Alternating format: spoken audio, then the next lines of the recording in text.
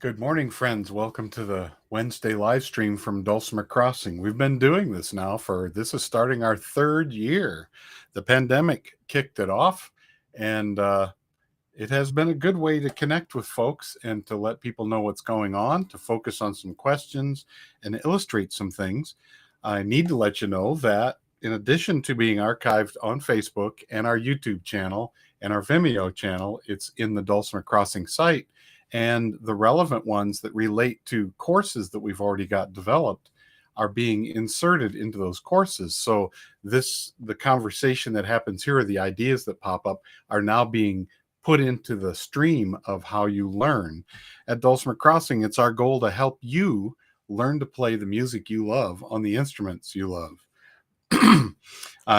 Someone recently asked in the Discovering Dulcimer's Facebook page, who was your first teacher on the Dulcimer?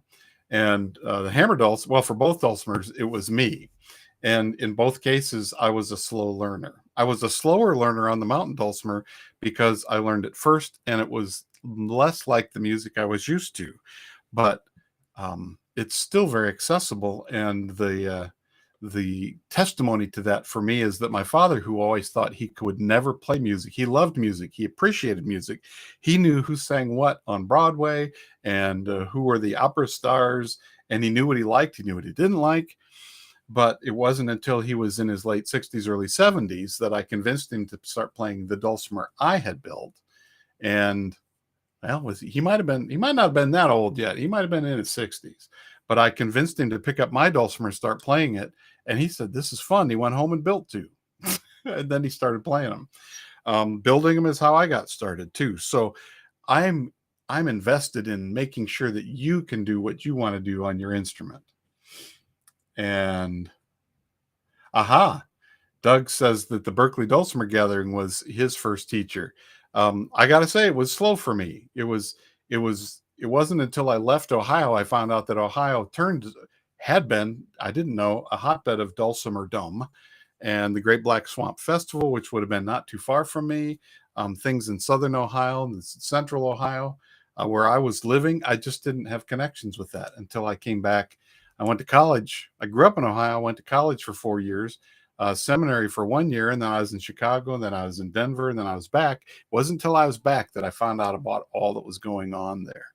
And so part of why I created Dulcimer Crossing with my partner in the venture, Linda Ratcliffe, is because we always lived where there were no teachers and where there were no people to show us how to do things.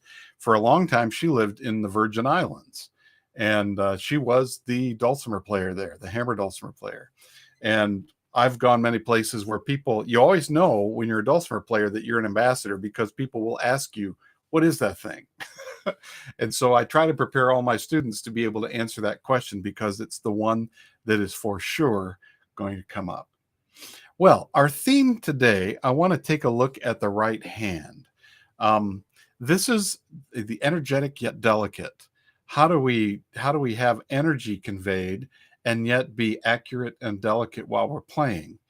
And this is a workshop that I'm actually working up for the Quarantine Festival in June. I'll be teaching 4 mountain dulcimer workshops and 4 hammer dulcimer workshops. And I've taught about that number or more for many different festivals there. And I'm just coming up with some new ideas of what might be there. So energetic yet delicate. So let's take a look at a couple of things. When we strum, our pick is going across the strings. We may be up here over the fretboard. We may be hearing some fretboard. While we're strumming, we may be in the strum hollow, which actually moves our shoulder back a little bit from our body, or we may have moved the dulcimer thanks to a strap so that it's comfortable for me to strum in the strum hollow. But I'm going back and forth. I'm using both sides of my pick because I bought both sides of my pick. So I want to be able to have the benefit of both sides of my pick, right? Every time I do that, I gotta turn off the sound. Okay, very good. But how do I be accurate and delicate while I'm doing that? Well, the first thing is there's a way to make it not be so loud. And this is where I think of Johnny Cash in some ways, where you have the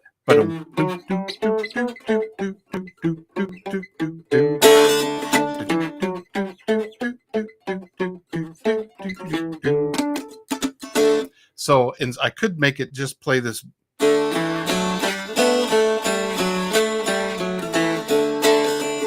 And the first thing to think about is how far is my pick going? Is it going just over the bass string, or is it going over all the strings? I'm predominantly an outie strummer, so my dominant strum is out and my answering strum is in. There are several people, Don Petty, Aaron May Lewis, who are in strummers first, and out is their answering strum. So their dominant strum is to come in. It doesn't matter which one you are. It's kind of like belly buttons. We have innies and outies. I'm an outie, and they're innies. And Talon, good morning. Yes, when I strum, I'm not using the point side because it digs in too deep for my taste, and it feels like it bites and picks up too much. I use the rounded edge of the pick so it can skate over the strings, which lets me come back and forth a lot easier. I know several students have big picks. They're huge triangles, and they've got their hand on this back part of the pick, and there's a lot here, and it really digs in, and their hand ends up going like this because there's a lot of drag on the pick. I'm not doing that. I'm holding with just a little bit of the pick sticking out. It's the rounded edge, and I'm not pushing my arm like this. So I'm going to change my camera view so you can see what I'm not doing. This is not a shoulder movement for me. I'm not pushing from my shoulder. I'm going from my elbow. Of course, there's some shoulder activity, but it's an elbow thing, and my arm is kind of lined up with where the way the fretboard is going. And I'll go back to the other view again. I do not have my dulcimer laying, perpendicular from my body. I have it on an angle. There's two reasons for that. One is when I have this closer to me, it lets my arm line up better with the fretboard, so I don't have to do that pushing action with my pick in front of me. This becomes a wrist and elbow action. The second thing is when I push down over these first few frets, I'm pushing over my knee. I've got dark colored pants on, so you can't quite see that. If I'd had light colored, you'd see where my knee is over here. But I'm not. When I go like this, when I push on this side, it wants to lift up the dulcimer, which makes, for me, a very unstable playing surface, even though I've got a strap on. Now, there are some people that play like this, and they have a strap that goes under their legs rather than behind their waist, and that helps it keep from tipping up like this. But I found for my playing, you have to do this so that it works for your body. But I found for my playing that when I'm angled like this and I'm pushing down like this over my knee, it's stable. I don't have to worry about the dulcimer coming up on this side, and I can keep my preferred pick angle, arm angle, everything. And then the action is coming from my elbow, and I'm not weaving my wrist like this. I'm not creating any possibilities of hurting my wrist with carpal tunnel or things like that. So that's what I'm doing, and that's what I'm demonstrating here. So the first thing I said, to go back to when I do,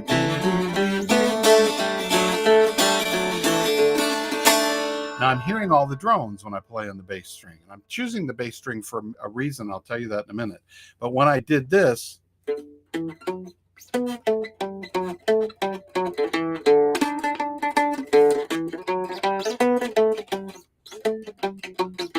you can hear it's kind of a thunky sound. It's not a ringing sound, because what I've done is taking this part of my hand, the part that faces, when I'm doing this, it's facing toward the floor, and I'm resting it. The logo is sitting right on top there. I'm resting it right on top of the bridge.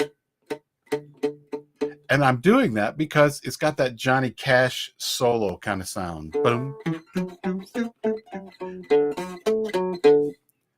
Down, down, down in a burning ring of fire. Now, sometimes I want to have the open tone. Sometimes I want to have that, and I want to be able to move back and forth between the open and the closed tone. So using my hand in another way to produce what's called, it's damping. I'm damping the string with my, and this, I think you might see Sam Edelstein do this in some of his YouTube videos where he's doing some rock music where you hear dum, dum, dum, dum, dum, dum, dum.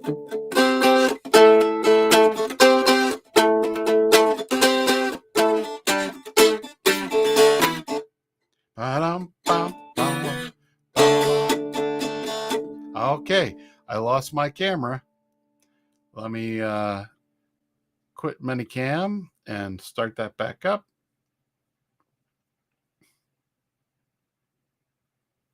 There we go. Now I'm back. Technology, just gotta love it. Got me a job in the city,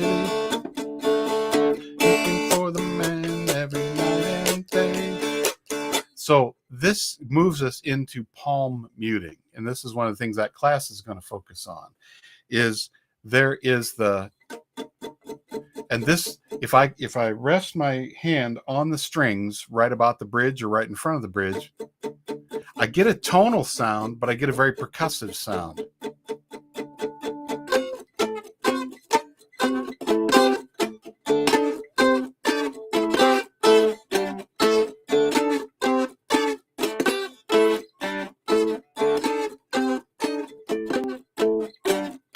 There's no ringing though.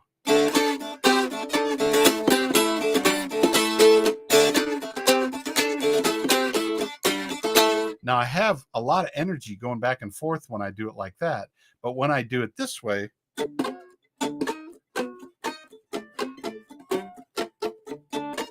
there's still the same energy that's going on when I'm doing this. It just doesn't look like there's the same energy. It's got the same, it's still very energetic. But I'm changing what the tone is because I'm closing the tone. It's not just ringing all the time. And having both of those tools in my kit means I have choices I can use. So when I was doing that Proud Mary thing, because I don't have a 1.5, it doesn't quite line up. On my Dulcimers with a 1.5, I can play that whole lick. And that's a tune, by the way, in my Hal Leonard book that I'm working on the review copy of the arrangements. So if I can just go out like this, and when I always go out like this, it sounds very much like a punk band or grunge, because that is the quality of what they're doing on a guitar.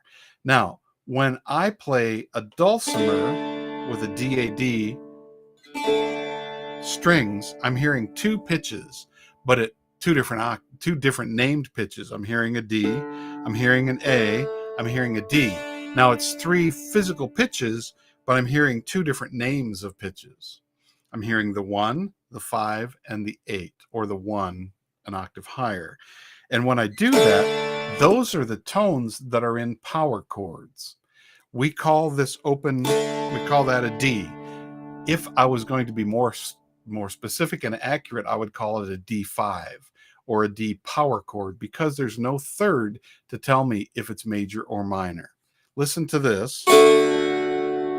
When I play 002 or 200, I've got 3 different pitches. I've got an F sharp, an A, and a D, or a D, A, and an F sharp. If I do this, I've got F sharp, D, A, or A, D, F sharp. All of those we call D chords. Yep, it's going to be that way today. All of those we call D chords. And they are, except there's a qualitative difference. These tell me clearly that we've got a D major chord when it's a 1, 5, 8. I don't hear major or minor. It's just 1s and 5s. So it isn't specific. And that's why bar chords work all the way up and down the fretboard. Okay? So that is, those power chords are the bread and butter, or the meat and potatoes, or the broken glass that punk bands and grunge bands love to focus on. And so if you want to play in that style, Aaron O'Rourke was a punk bass player before he got to the mountain dulcimer. If you do this, you're going to emulate that kind of a sound. Now, there's a lot of rock bands that use that kind of sound too. And I'm still plucking. I'm always going out in this case, but my hand is rested on the strings. So I get a tone and a percussive sound. Now, when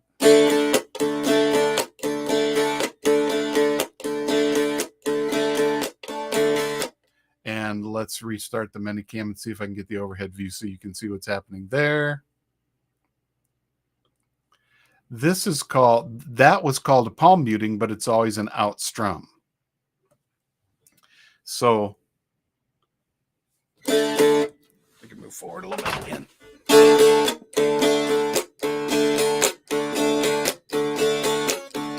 Stringed instruments end up being both percussive and tonal. There's these two qualities of what we do. And this is the same. You can hear violins pizz, they call it pizzicato when they use a finger to pluck a string instead of their bow. All the string family will do that in the orchestra, but guitars will do that. Mandolins will do that. Mountain dulcimers will do that. There's more than one way to get the tone. So what am I doing here? I'm going to turn my dulcimer up so you can see my hand is not turning. I'm not playing and then going like this and trying to get a pick. I'm just dropping it. I'm resting on the instrument, and while I rest, my pick goes across the strings.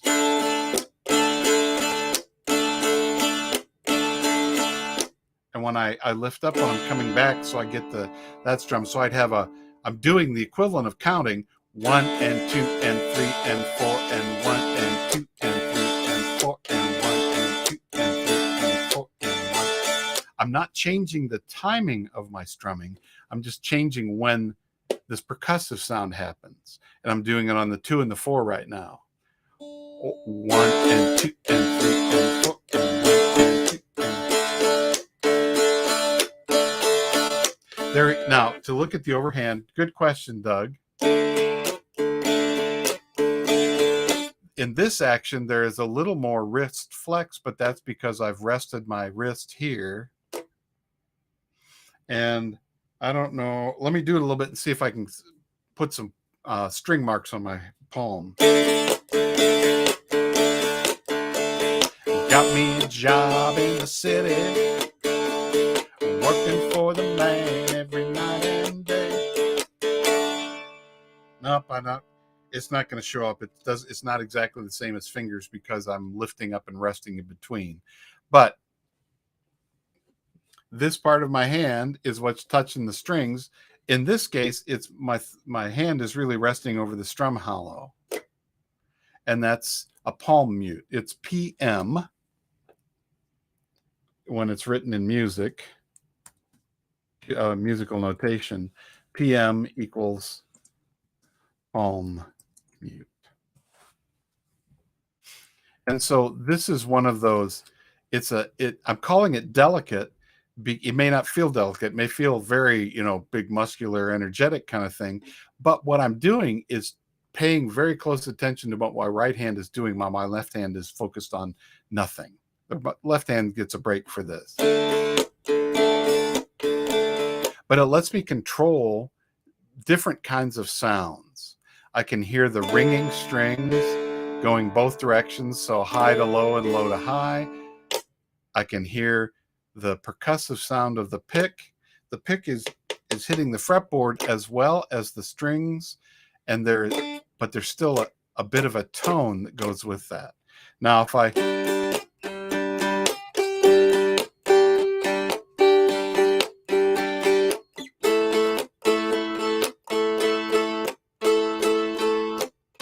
I'm resting on the 2, 1 and 2 and 3 and 4 and 1 and 2 and... Let me do it this way. 1 and 2 and 3 and 4 and... My pick still goes across the strings when I rest my palm. And this is where Doug was saying there is a little bit of wrist action. It's a little more pronounced wrist action that's sideways.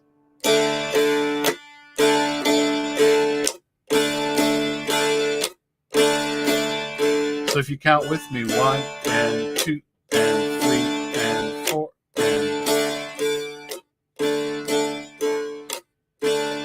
and you'll find that maybe at the beginning you're throwing your hand onto the dulcimer. After you get more accustomed to this action, you don't have to really throw your hand on the dulcimer. You can just rest it there, because you can get the same effect at a very low volume. It can go fast.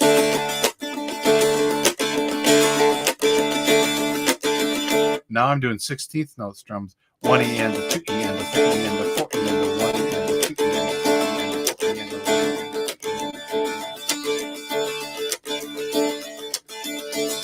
E. Yeah, I agree with you, Jamie. It really is fun, and it adds so much to what you can do when you're playing. Now, we have talked about what happens if I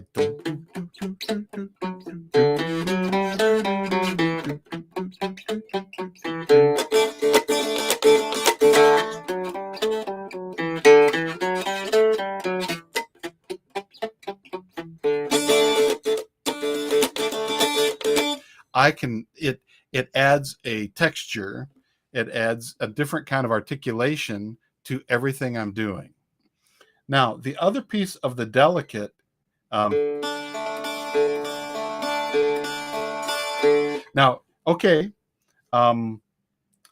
is saying it gives him too much to think about. And here's why I do that. Because when I give myself too much to think about, I realize I have to let go of some things. And I actually find I can do the thing better. Now, that's my brain. Your brain may be a different kind of a brain. But I know that a whole lot of what we end up doing, especially as adults learning new techniques, we want to think about it right before we get it right. And our thinking about it may be very clear and accurate, but our doing it is so far away from that it feels like the two are never gonna meet, right? And so what happens for me is, if I'm doing it slow, and there's a lot of students that I work with that are doing it slow and they can't do it fast. I do it purposefully fast because I cannot think that fast. I have to let my unconscious mind do it and let my hands and my ears make the connection. For the first 5 years of life, we all learn everything by ear. After that, we learn to read. And the teachers spend the rest of our time with them saying, sit down and listen. And we're not listening to them. We're reading. We're looking with our eyes. We're doing everything by our eyes. And we stop trusting our ears. We have both, and we can use both. And remembering that if I try this with my eyes shut, can I feel it?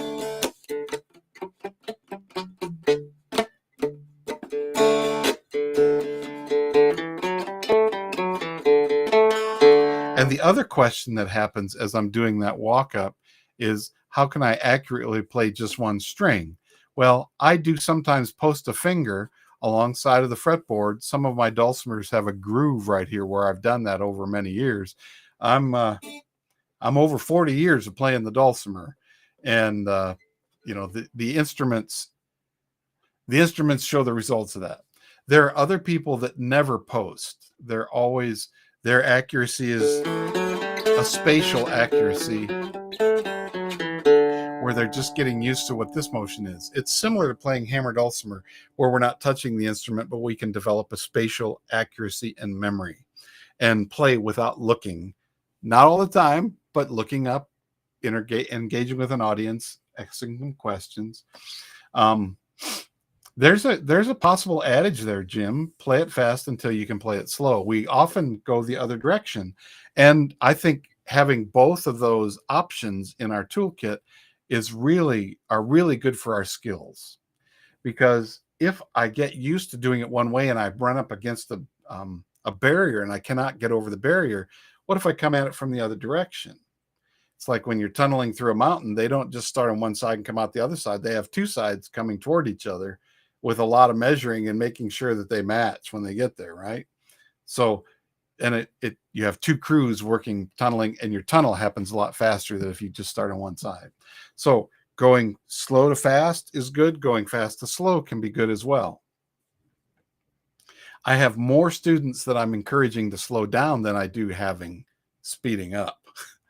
But the ones that I'm encouraging to speed up are the ones I want them to trust what they've done at the slow tempo as they start to move faster. Yes, it may not be quite accurate yet, but like Jamie said, if I slow down and count, I can't do it. I can feel it though. There are times when I can listen to what's going on. I'll dampen the strings with my fretting hand, and I'll listen to the pulsing in the piece, and then I'll imitate the pulse. It's a lot easier than counting it.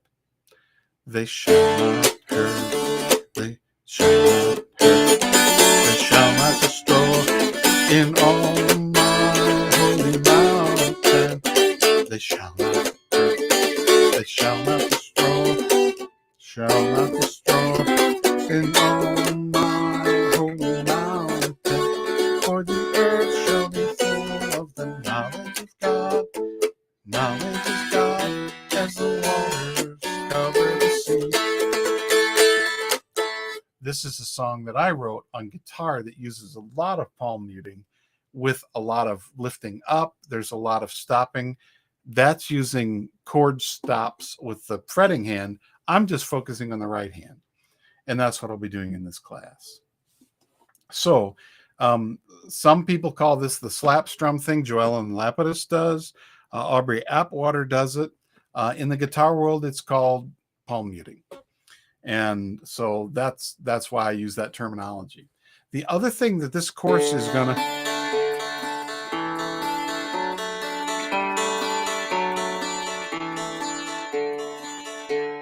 We're going to talk about isolating strings in the same way we went. Now, this is still energetic. A lot of us are used to going melody to bass.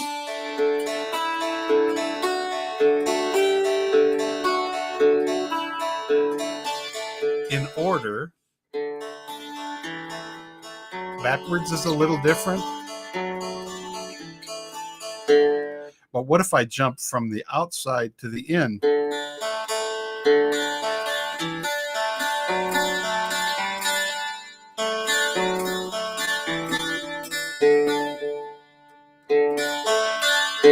So there'll be some exercises for that. That's that course, which let's see, here's my title.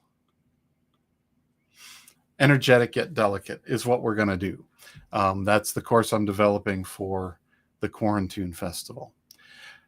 Now, I hope that this gives you some ideas, and you might not even need the course because you might say, I've had enough. I've figured it out. But if you want a chance to hone in on that, we're just going to focus on the right hand.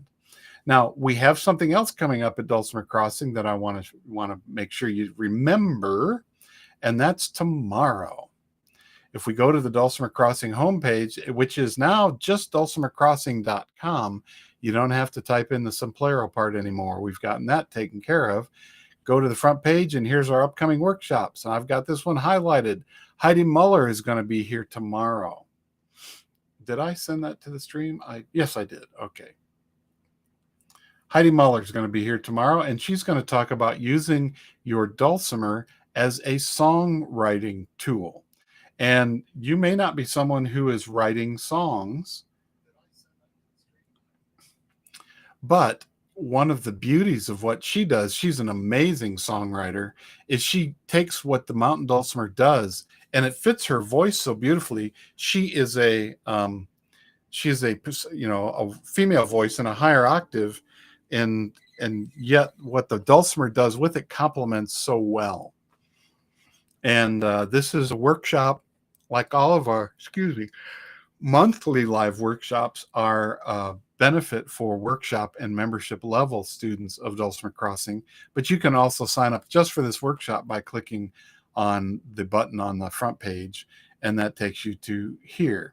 When you sign up for that, Oops, you don't get to see that yet, do you? Yeah.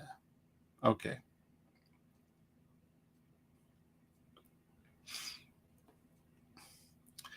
And when you do that, you get access to not only the workshop, but you get access to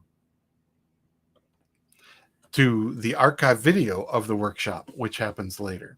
That workshop takes place tomorrow, Thursday, the 21st at 5 p.m. Mountain Time. And it'll be available for those members as well. So you can follow up with that later. The Berkeley Dulcimer Gathering, the early bird registration ends this week and ends Friday. And here is the website for that.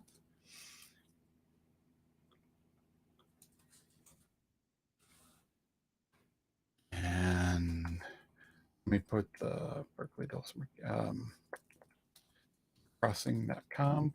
The homepage is where you can find Heidi's workshop. And we're excited that Thomasina Levy and Dave Haas and Erin May Lewis and Rob Retton are going to join us, and Dusty Thorburn as Mountain Dulcimer people, along with DJ Homoris, who's teaching baritone. And I get to play hammer dulcimer along with Patty Amelot, who is a wonderful player from the LA area. She has a lot of Celtic repertoire, but she'll be teaching some really fun things.